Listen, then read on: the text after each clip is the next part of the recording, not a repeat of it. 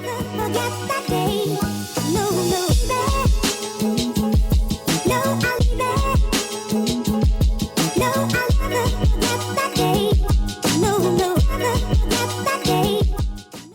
going on, everybody? Welcome to episode 31 of Control the Narrative. A lot has been going on in the NBA, obviously all the Kobe stuff, all the Damian Lillard stuff, and I'm bringing on my guy David from New Jersey to talk about it. So David, how's it going tonight, bro? What's going on, Steve, man? It's a pleasure to meet you. Of course, bro. Likewise. Appreciate you taking the time out, first off. Why don't you kind of just intro your background as far as an NBA fan goes? Who's your favorite player? Who's your favorite team? How'd you get into basketball and all that? Man, I've been watching basketball since I was small, like watching my older brother. My favorite player, of course, is Melo. Been a big Melo fan since like 05, 06. And, you know, NBA is just a big part of my life, man. Like, I watch League Pass all the time. I'm just an NBA junkie, man. Just when it comes to the NBA, I'm just in tune with it. How'd you start liking Melo in 05, 06?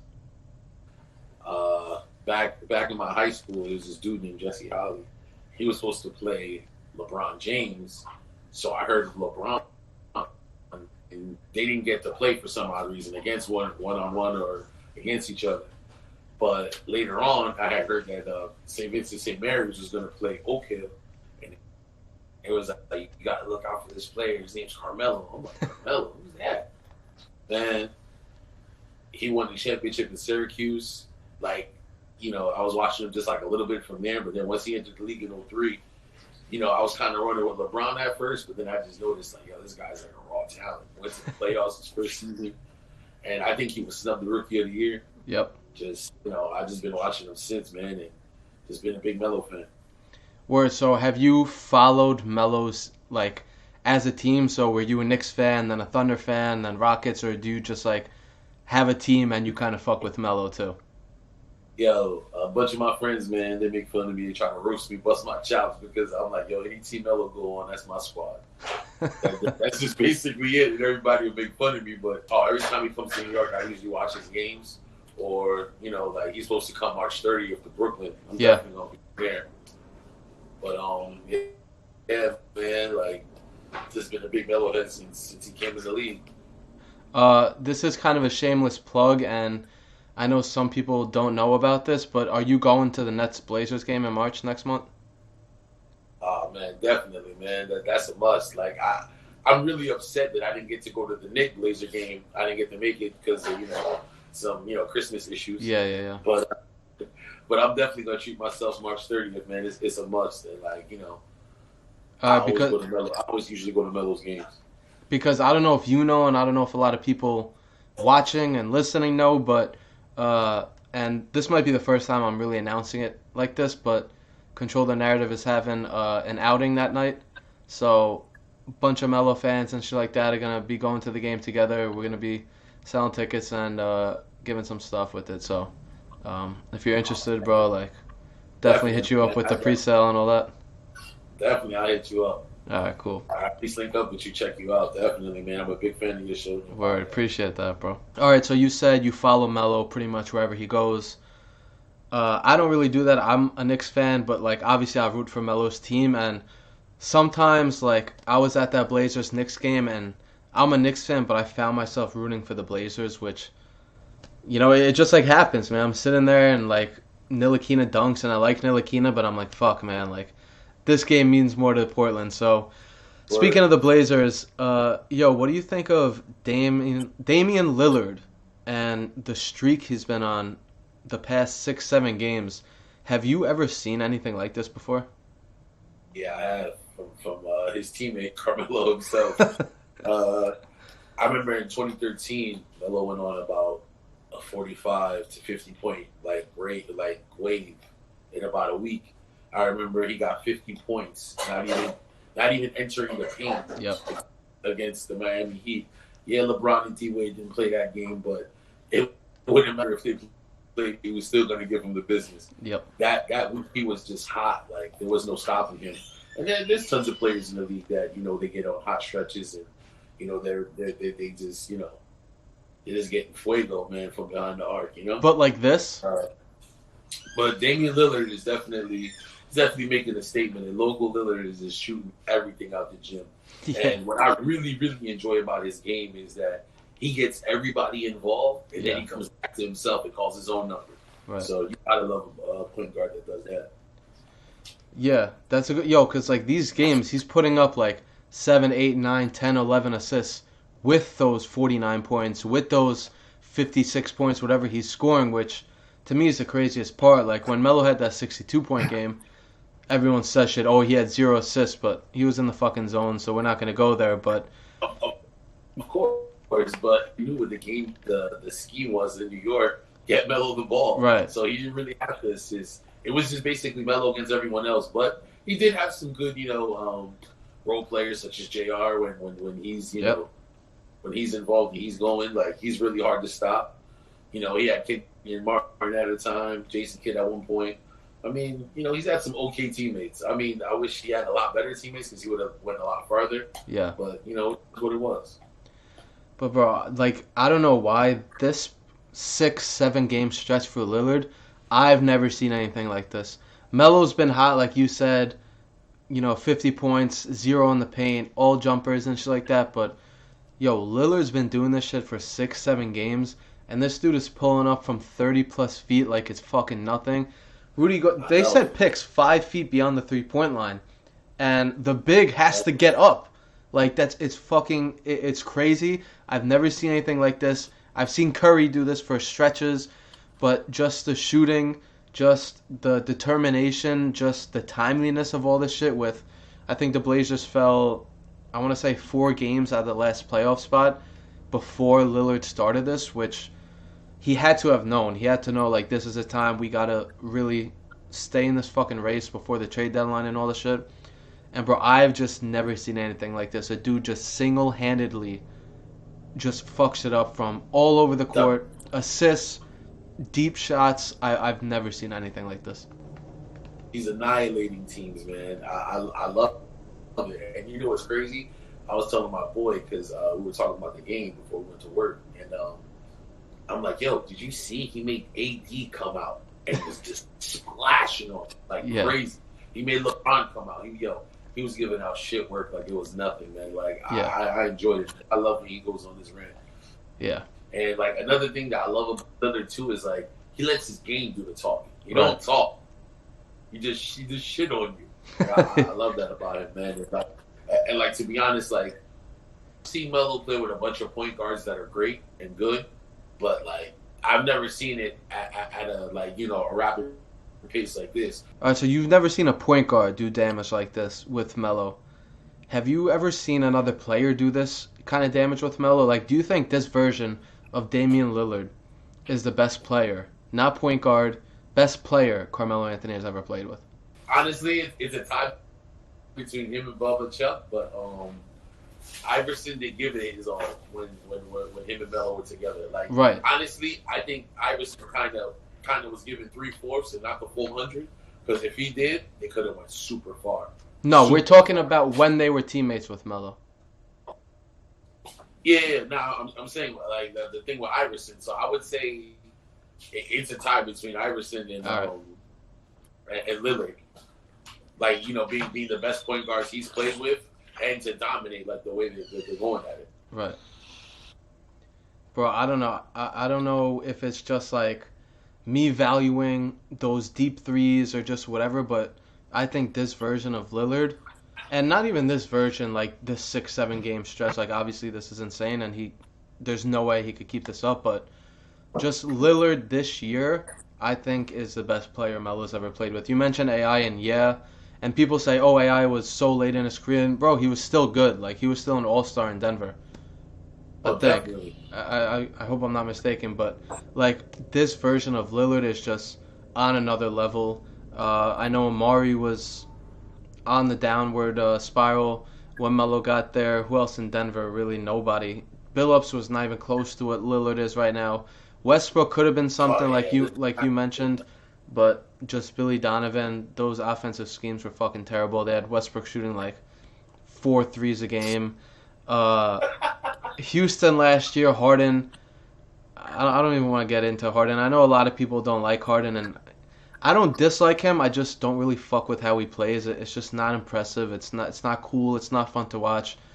This version of Lillard, man, I'm blown away. I think that just imagine like Melo went to Portland 2 years ago or whatever, before he went to OKC, any of that shit. Man. Like, bro, I seriously think they could have seriously competed for a championship.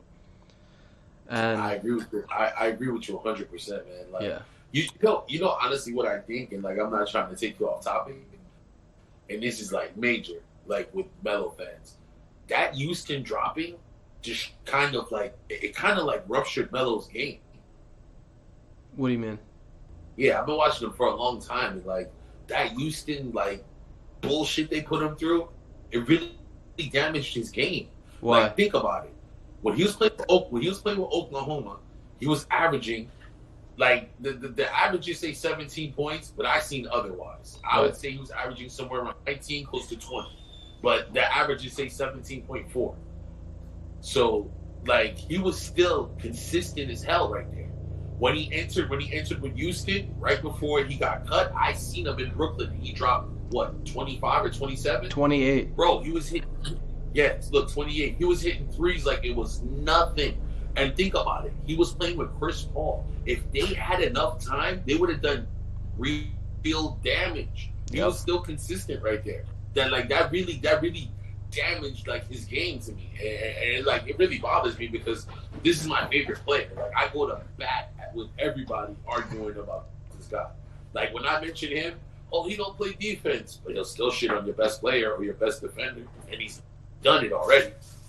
The greatest of the greatest have said the hardest person to guard is Carmelo, not LeBron, not KD, him. But, you know, as of now, KD, and I would say LeBron's still consistent as well, but just calling him for what it's for, you know? So, what do you think about Melo? Because when you say that, I disagree with that. I think that year off allowed him to kind of reset his body, and not that there was anything wrong with his body in Houston or anything like that, but I think that everything happens for a reason, so I feel like that happened to allow him to be in Portland, which allowed him to play his game again and not just sit in the fucking corner. He does sometimes, but not just the whole time, bro. They were just using him in Houston as a spot-up shooter, and he would get like 2 ISO possessions a game. But like he won Player of the Week this year when he came back. Definitely.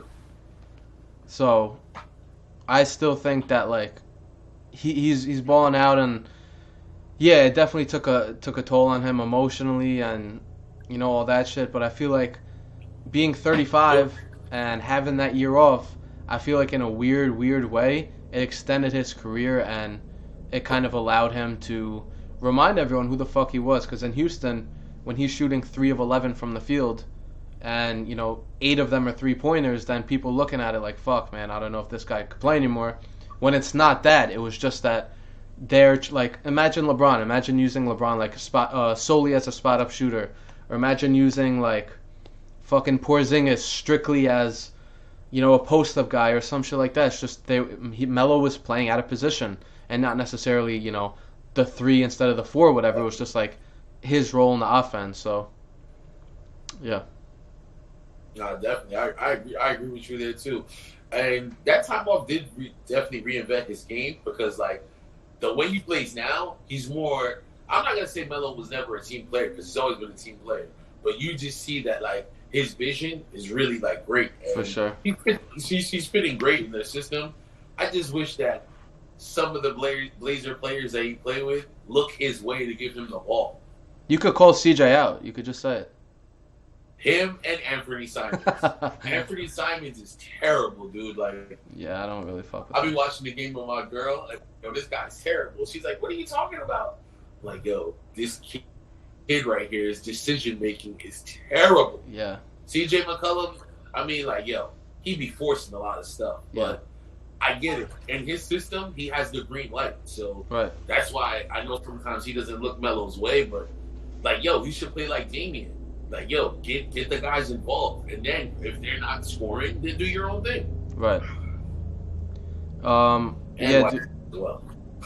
Another thing on that is Uh, I talked about it a little bit with Simons, but I don't think he sucks. Like I think he has potential and shit like that. I just think he sucks on this team because they have so many dudes who are score first and shoot first. Like I mentioned it, Lillard, McCollum, Melo, like all these dudes score. So when you have one of your main guys off the bench who also just looks to score, like he's not a great passer.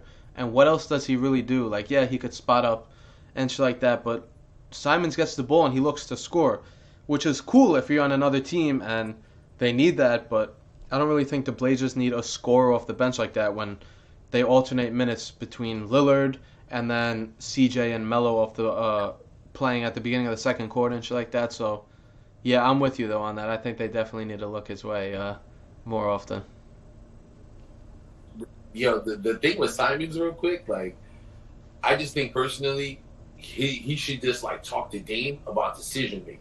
Like, Yeah, I like when he gets involved in the game and he scores his threes or he makes his layups or his dunks. yeah, Like, that's and he's a rookie. Like, he's got to go and get his so he could become a star one day. right. But the decision making also it improves your game. Like, it like well rounds your game on the decision making. Like, should I go now? Should I pass out? Should Right. I kick out? Should I look for someone? Those are the only things I think that's like weaken his game. But year two, things will change. Yeah, hopefully. So we talked a little bit about the Blazers team and guys like Simons and CJ. We haven't spoken about the new guys. Trevor Ariza, Caleb Swanigan, and Gabriel. I don't know his first name. I didn't put it down, but that dude Gabriel. What are your thoughts on those three now, watching them for about a week or so? Do you think they're an upgrade over Bazemore and Tolliver? Kind of, what have you seen in them? Man, a huge upgrade, dude. Trevor Ariza, man, he's a dog. And like he's been defending Melo all his careers as well. And I'm Yeah, not gonna lie, he make Melo sweat a little bit. And he's a great defender. Like Kevin Durant says it. Basically all the good small forwards in the league say that, Trevor Ariza is a tough person to, go against. yeah, Also, Swanigan, I believe is his name. He's a good addition too because he rebounds, he defends pretty well, and he scores too. And Gabriel, he came in that Lakers game and he was doing a little bit of damage, but he was fouling pretty quick, so we didn't get to see all of his work. yeah. Yeah, but I think they're an upgrade too. I don't know. Bazemore drove me crazy. That dude, like, I don't know. I've never seen somebody mentioned it on Twitter when I tweeted this out, but I haven't seen a guy whose strength was off ball defense. Like, this dude off the ball would make so many steals, block so many shots and shit like that, but he couldn't shoot for shit. He was alright in getting in the paint and shit. On ball defender, he was okay, nothing crazy. He drove me crazy. I actually thought Tolliver was a nice fit. I thought he was solid with the team. The tough thing for him was they were playing him at the five, so even if he's 6'9", 6'10", he's going up against dudes like fucking Dwight Howard and shit when they come in off the bench. So he was kind of put in a position to fail. Uh, and yeah, I think that Ariza's been balling. Like he's put up like I think two 20-point games, which is pretty good. Plays solid defense, knows his role most importantly, unlike guys like Simmons or Simons. Uh, Swanigan, I haven't really seen enough out of, and Gabriel kind of the same thing. Ariza was the centerpiece of that, but I definitely think it's an upgrade, dude. I think that they're still trying to gel those three. It's three rotation players. Gabriel doesn't play so many minutes, but Swanigan and Ariza, they play minutes. So the fact that you have two guys out of eight, maybe nine, who are new and in the middle of the season, while everyone else is still really starting to gel, like Dame and Whiteside are they're developing a nice chemistry lately. Uh, I think it's tough for those two guys to come in, especially with like the Blazers fighting for their fucking life, man. They're a couple games out of playoffs. I think it's 1.5 or 2 games now. So to throw those guys in there in the middle of the fire, I think they've done a really good job. Definitely, man. I agree with you. And the thing about the Blazers, I believe they're going to make a late push, man. I think they're going to sneak in the playoffs. All I right. believe they can, and I know they can because Dame has done it once or twice before when they started off really bad and just made a late run. The next thing you know, that they're knocking on playoffs door. Yep. But I'm not too sure if it was from you, but I've seen that if the Blazers were to get in, could they upset the first round? Now, the first round is going to be the Lakers. I'm going to be honest with you. I would love for them to upset the Lakers, but I don't see it happening. But I will say that they'll take it to 7. 7 for that. All right, how do you think they get to? How do you think they get to 7? Is it Dame? They will take them to 7. You think it's Dame who's going to carry them? I think they're going to make a team effort. It's going to be Dame, little portions of Melo, CJ, of course, and they're going to get it together defensively, man. Because it's like, not for nothing, with that addition with Ariza, he's pushing them. Like, he's definitely pushing them. Yeah. Yeah, that's what I was about to ask you. I was about to ask you, I think they're going to make the playoffs. I feel like, let's say they're 1.5 or 2 games out. There's still, 25, 30 games left, so plenty of time, if that. I think it's probably even more. They have plenty of time. The Grizzlies are playing out of their mind right now. Ja's obviously unbelievable. I don't know if they're going to continue that. I still don't know if the Thunder are still going to keep it up. We'll see if Chris Paul gets moved at the deadline. If he does, that team could start faltering. So what I'm hoping, just get the 7 seed. Get the 7 seed. Don't get the Lakers. The Clippers don't look like they're going to get the 2 seed. I feel like they're still kind of in cruise control in the regular season, and I still think they're the favorite once the playoffs come. Clippers, me personally. But if they get a team like the Rockets or the Jazz or the Nuggets or some shit in the first round, bro, I seriously think they have a shot. You got Lillard. If he gets hot even 1 or 2 games, that's 2 wins. And then, like you said, the team effort. If Melo gets hot and CJ gets hot 1 game, there's another win. If Melo does really well and CJ doesn't do good, but Lillard has a good game, like, they need 2 of those 3 guys to be balling, and they have a real shot of winning. Like, the defense is their big problem. They need at least 2 of their 3 guys offensively to be balling out, and then defensively, I think it's all on Whiteside. Who knows what's gonna happen and how the team's gonna look when Nurkic gets back? But bro, I just think avoid the Lakers and the Clippers in the first round, and I think the Blazers have a shot. I agree with you. I'm 100% behind you. Once Nurk comes back, a lot of that defensive liability is going to go away. Him, Ariza, Lillard's a good ball defender too. I mean, CJ's not a great defender, but when he's focused, he can get a stop or 2. He's not bad at all. They can be really dangerous, and I'm not gonna lie. I agree with you, man. Whiteside isn't the best, but I'm not gonna lie, man. Sometimes he really protects that rim. Yeah. And it's like, I'm a big fan of your show, so I seen the last episode, and you guys are talking Whiteside, and it's like a love-hate relationship with him. It's like 100%. If he really wanted to, he could really elevate the team. But instead, it's like he balls out 1 game, and then the next game, it's like, It's so frustrating. Exactly, because he's pretty good, and not for nothing, he makes it hard on AD and a whole bunch of other big men in the league. So I know we don't really want to think about Melo retiring, and for you, what that means for you, because you're gonna have to pick a whole new team. I don't know how you're gonna go about that process, but Melo mentioned it within the last week that he wants to retire in Portland. He said something along the lines of, he likes it there. He should have been there a couple years ago or something like that. And that's a place he wants to retire, that they've embraced him and everything. What are your thoughts when you hear Melo saying something like that? Do you want him to stay in Portland? Do you think it's a good fit with the Blazers? Yeah, in my opinion, I love how Dame and the rest of the team just took him in. Yeah. Nobody judged him or made him feel some kind of way. You could just tell he's genuinely having fun with the game again, man. And that's really dope, to me, honestly. Being a big Melo fan, man, the only thing I would want is for him to walk away with a chip. Of course. But if he doesn't, I'm still gonna rep him to the end because, he done did it all to me, and I didn't see it. the best defenders have guarded him, and he shitted on each and every one of them. I don't care. I don't care who they bring up. Draymond Green, Shane Battier. You could name you could name them. He gave it to them. Gave it to them every time. If you know basketball, you know Carmelo is one of the best, hands down. And that's just how I view him, man. Whether he win a championship or not, like there's other players that are on his level too, such as Kevin Durant, LeBron James, of course, such as legends of he's not a small forward, but Kobe Bryant is definitely a legend as well. Yeah, and they're all on that level personally. But you know what I'm saying? Just calling it for what it is. That's just how I see it. And if he wants to retire a Blazer, I'm all for it.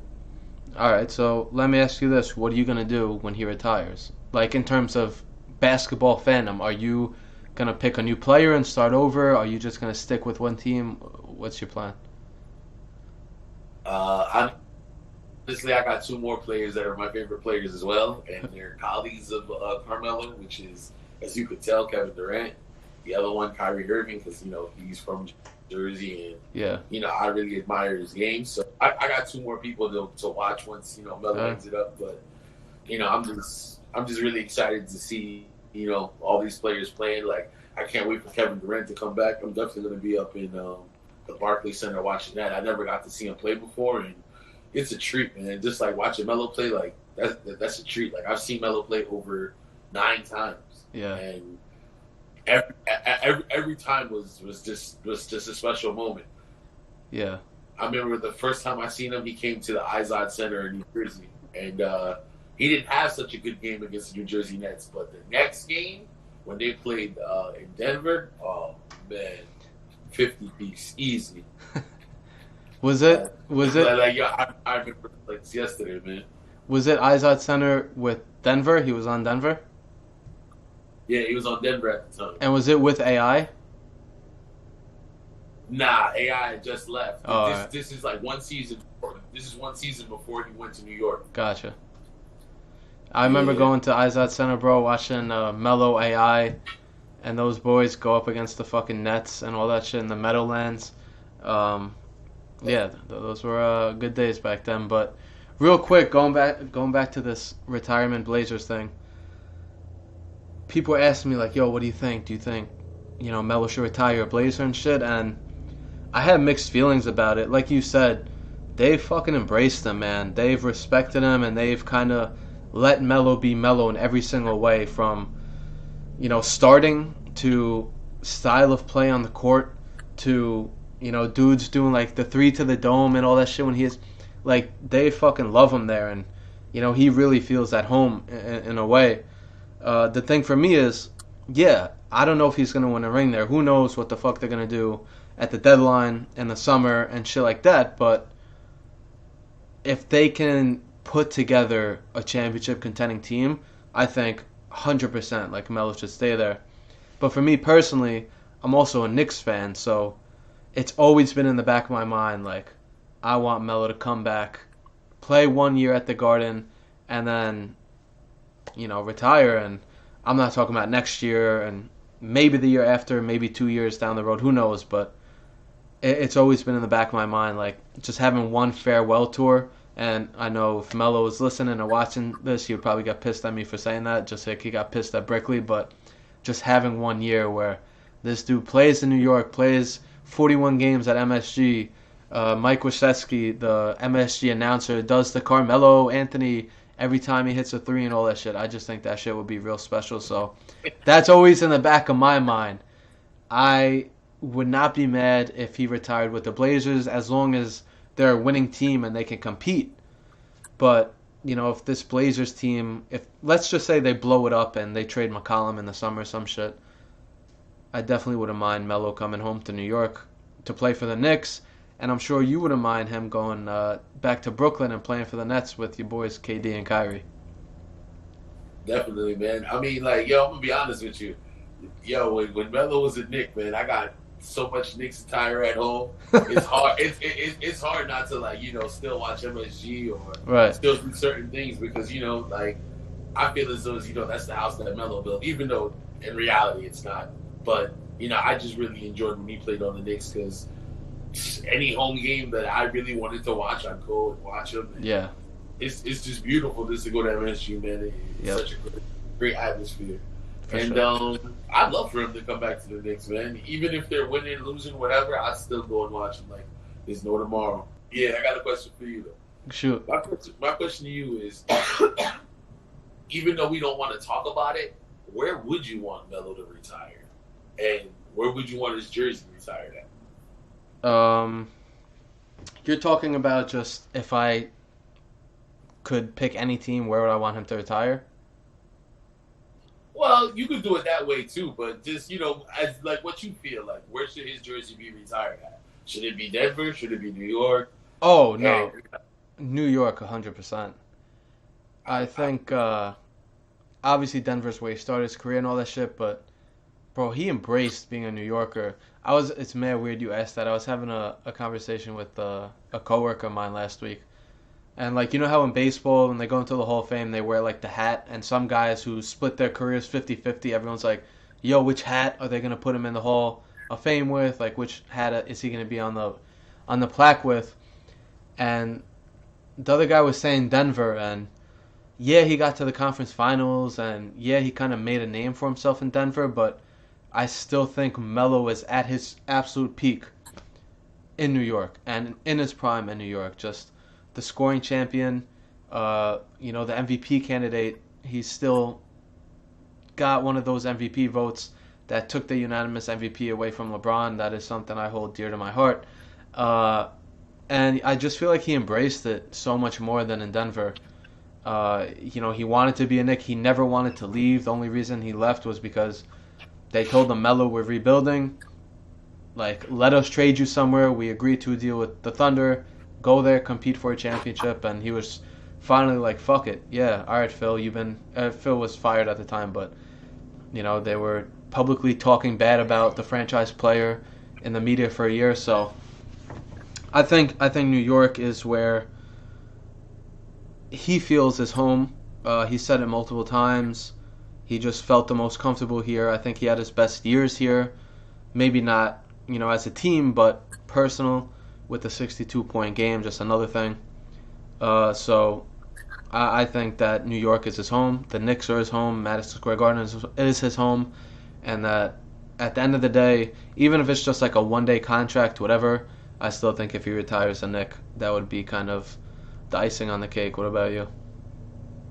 I agree with you 100%, man. I see his stats where it shows half Denver, half New York. Yeah. And I've been watching him. I've been watching him since '05, like I said, man. And I think he's had way more memorable and like big time games in New York. And think about it, the Knicks, not for nothing, like I'm not bad talking them, but before he got there, they were terrible, dude. Yeah. Like, yeah, Amari did his thing. I really wish he didn't get injured, but when he got there, he just changed.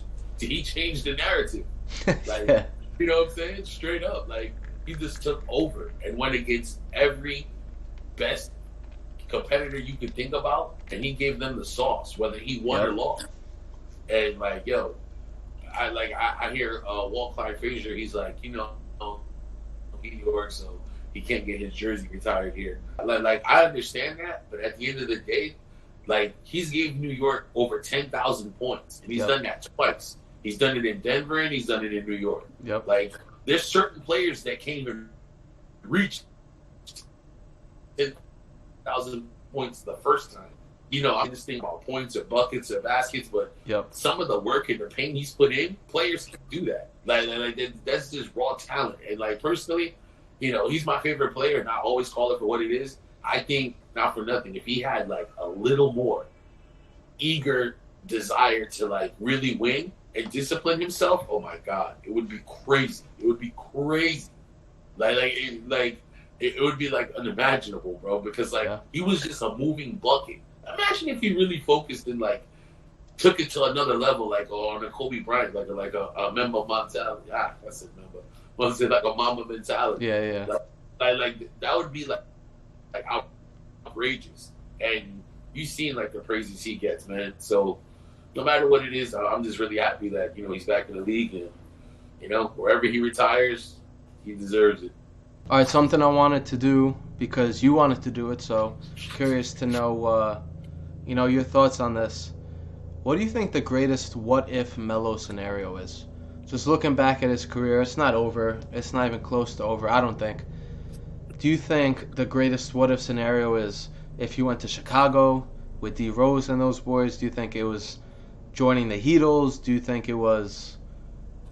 What do you think it was? I honestly really wish he would have went down with the Heat and got a ring, because a lot of I would say like non-Melo fans or people that they respect this game but they don't respect him 100%. They'd be like, oh, he did it for the money. He did it for the money. Like, yeah, like everybody plays for money, like that's just common sense. But at the end of the day, like I kind of wish he would have just went with LeBron and D Wade and just got that out the way, man, because that would really solidify like his resume. But at the end of the day, to me, just he didn't get it. He's got the Olympic gold medals, and when it comes to Olympic basketball, only one person you can think of, and we already know who that is. Greatest of all time. And definitely, man, definitely three of them. Nobody got three. And another narrative that I wish I could honestly control with Melo as well too is I just wish in 2009 he could have just made it to that final, because I wasn't going to beat the Nuggets. Orlando was not going to beat the Nuggets. Nuggets are going to smack the shit out of them all the time. Definitely. And you know what's crazy? I argue with people all the time. They're like, okay, if he did pass the Lakers, he wasn't going to beat Orlando. I'm like, who's going to guard Melo, though? Rashard Lewis couldn't guard Melo at that time. Bro, the Lakers beat the Magic in 5 games. Exactly. If the Nuggets would have played him, they would probably beat him in 4. For real, because, like, think about it. They got one game that I guess Kobe, like, gave them. Personally, I think Kobe could have swept them, too, if he really wanted to. Melo didn't get his, but I look at it like this. Melo lost to a guaranteed legend. He didn't just lose to an average person. He lost to the best there is to do it. Period. Yep. So, to lose to him, I'll take that all day. All right, so another question for you. Going back to Portland right now. 2020. The trade deadline is coming up. By the time this comes out, the trade deadline will pretty much be here. A lot of people will be listening to this after the trade deadline, but just curious to know, if you can only keep one of these players on the Blazers, would you rather keep CJ McCollum or Hassan Whiteside, and why? Damn, that's a banging ass question, man. That's a tough one, bro. I think I keep CJ, man, and the reason I keep CJ is because, not for nothing, when CJ is on attack mode, you can't stop that boy, and he will embarrass you. Like, I would definitely stick with CJ, and not for nothing, I know CJ has the green light. He doesn't look Melo's way all the time, where he doesn't pass to everybody. He's just looking for his shot. But once he's going, he's a bucket, and you can't stop that guy.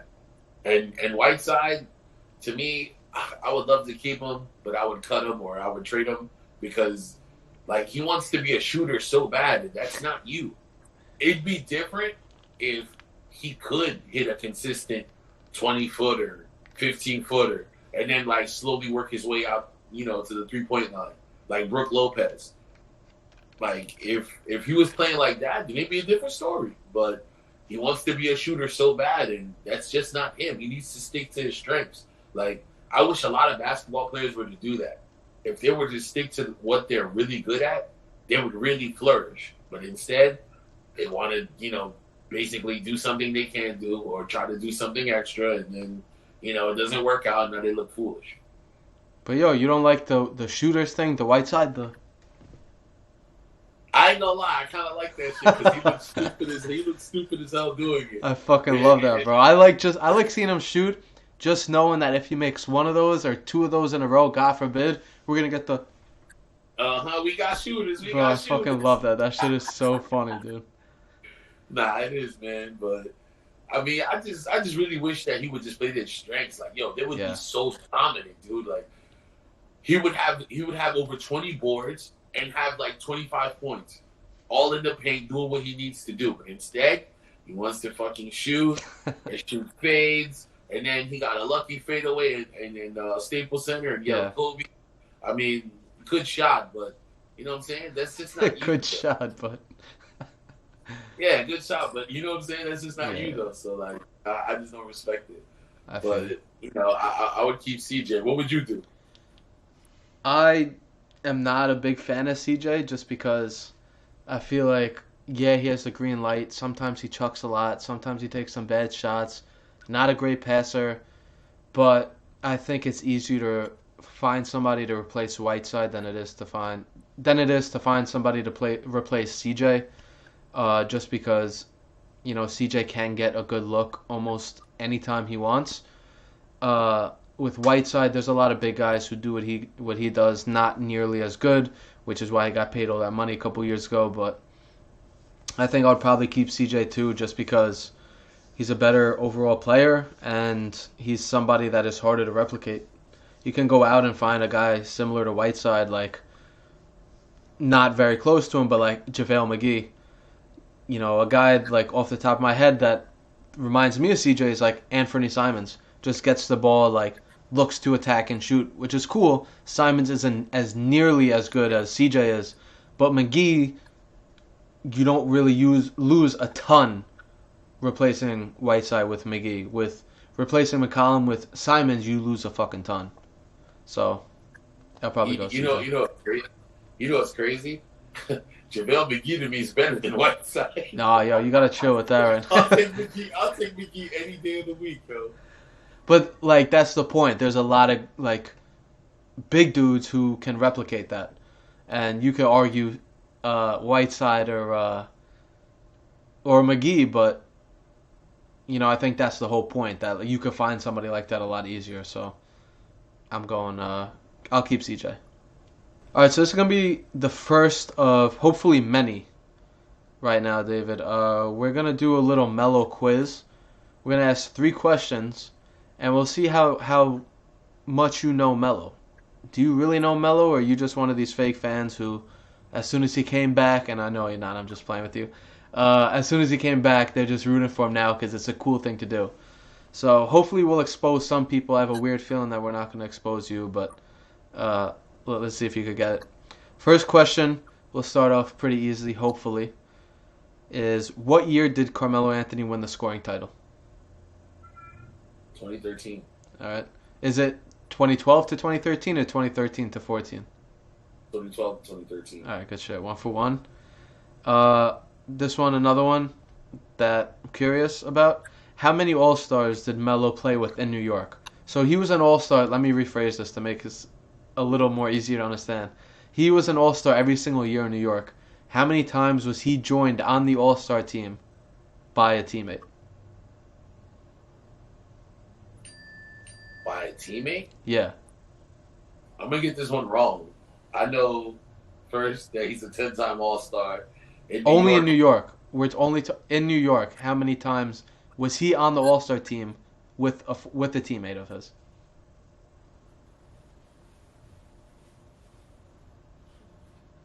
So you can go through, think of guys like, I'm not trying to fuck you up, I promise, but like guys like Amari, JR, Chandler, shit like that. And how many of those guys do you think was an All-Star?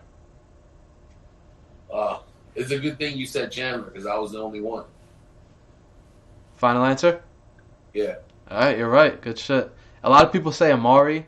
Amari was never an All-Star with Melo in New York. But, bro, Tyson Chandler was the only All-Star Melo played with in New York, which to me is fucking crazy. And Melo made it every year as a Knick. Exactly. You know what's crazy? I was about to be like, he never played with any teammate. Once you said Tyson Chandler, I'm like, yeah. That was the only time. That was in that 54-win season. Right? Yep, the 54-win season. Mm-hmm. So, yeah. All right, 2 for 2. That was impressive. And last question. This is a little tougher. Let's see if you know this one. How many times has Melo scored 50 points in his career? I'm going to get this one wrong. But you said that about the last one. You got the last one right, so. No, I'm going to get this one wrong for sure, but I'm going to say 9 times. 9? Yeah. 4. Four. It's pretty surprising, bro. Only 4 times. He had the 50 You know what's crazy though? Honestly, like, just to be quick about it, he would get 50 a bunch of times, but he just slows down. Yeah. Or they take him out the game, or he'll be in foul trouble and they won't bring him back in. There's a bunch of times he could have cracked over 50. Bro, another one that comes to mind is, remember that game in Denver? He scored 33 points in 1 quarter. Yeah. You know how many points he finished with? 45. Yeah. He scored 12 points in another 3 quarters, which that's fucking crazy to me. But, definitely is. Yeah, bro, 3 for 3. You deserve a little 3 to the dome for that. That was impressive. First one, 3 for 3. And I don't know if we're going to go with this, but now that you got 3 for 3 and we've reached the end of this podcast, David, I'd like to give you the time to control the narrative about whatever it is that you want to control the narrative about, whether it's Melo, whether it's J.R. Smith, whether it's Google Hangouts that you are such a big fan of. What do you kind of want to set the record straight about and control the narrative around? I just want to control the narrative, basically, like, I just don't want, like, the he say, she say on Melo, man. Like, there's so many Melo haters out there, and just, not for nothing, the media, like, really took, like, a bad hit on him. Yep. And, like, they basically make him, like, seem like a bad teammate, a bad player, a bad guy. He doesn't play defense, analytics, this, that, and third. But guess what? Everybody in the NBA doesn't play great defense. You're not Draymond Green. You're not Trevor Ariza. You're not Avery Bradley. You're not Patrick Beverly. Like, don't talk to me, dude. I don't play defense. Analytics people, you don't know basketball. Like, basketball is something that you have to see with the eye. It's not something that you see off a sheet of paper. Next is, like, there's so many people hating on him because he never got a ring, or they say he chose the money, or he did this and he did that. Yo, like I said before, he should have on every player in the league. Any player that matters, he gave you sauce. He gave you work. Like, it doesn't matter who you are. Like, whether they retired or they came and gone, he gave it to you. And, I'm just tired of people just coming down on him. I just want him to get the respect he deserves. Just like, to be honest, he got All-Star snub because he got the votes. But I guess, he's not good enough, so he didn't get into the All-Star game for the 11th time of his career. But, it is what it is, man. Like Melo says, he doesn't need people to know that he's nice. He knows he's nice. I see you knowing all Melo's Instagram captions by heart. That's good shit right there. It's my dog. Word, bro. Well, again, appreciate you taking some time out of your night and coming to talk Melo with me. Know you've been following for a little bit, so always like getting people who are fucking involved and shit like that. And yeah, bro, appreciate the time. Yo, man, likewise, man. Big fan of your podcast. I'm Appreciate happy that. to be on it, and you know what I'm saying? I'm glad I got to talk to Melo with another Melo fan. Yes, sir. All right, bro. See you soon. All right, buddy. Later. Peace.